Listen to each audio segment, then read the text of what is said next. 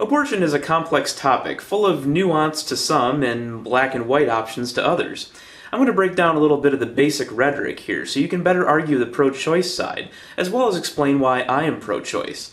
Heck, we might even have a little fun with the subject. Fun? On such a serious subject? Hey, we've all heard jokes by comedians about rape, AIDS, terrorism, racism, and all kinds of other serious subjects.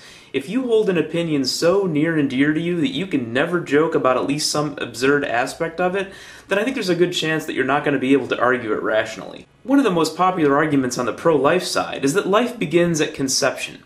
That's kind of an interesting argument, since even religious people that claim to have divinely inspired wisdom on the subject don't agree with each other. Some sects of Christianity, most notably the Catholic Church, say that you can't use any kind of man-made birth control to stop conception at all, which seems to me like an argument that life begins before conception. For those of you that are Monty Python fans, you may recognize this as the "every sperm is sacred" argument. It even has a catchy song.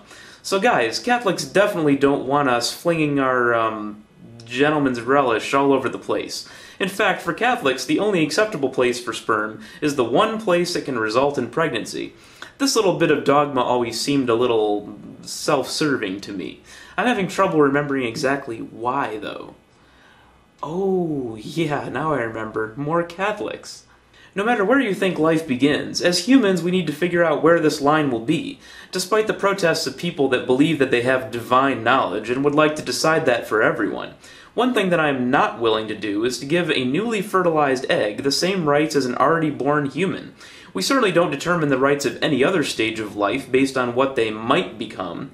For instance, we don't let 8-year-olds drink because they will eventually be 21. We don't let 13-year-olds sign contracts by themselves because they will eventually be 18. And I can't collect Social Security now based on the expectation that I will eventually be old enough for that. But Your Honor, she's fixin' to be 18 in just 5 more years. There's of course the matter of deciding where the right to life actually does begin. Personally, I think that basing it around the time when the fetus is viable outside the womb is quite sensible. I realize that this is a somewhat fuzzy calculation, but we can pick a month and say that after that month an abortion can only be for the physical health of the mother.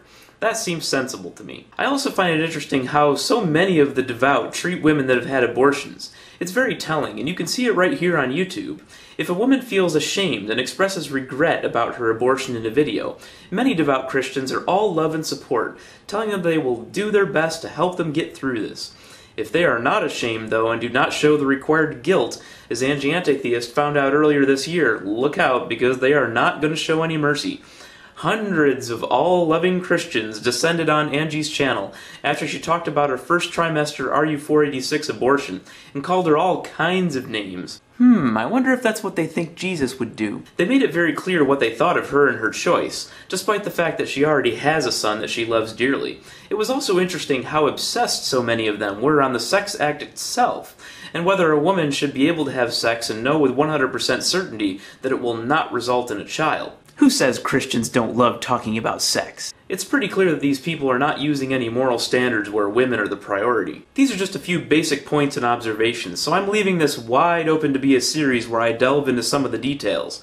I'm pro-choice, and I'm glad I was born a wanted child, but I'm also glad my mom had the choice, because it was her right to decide whether to reproduce or not.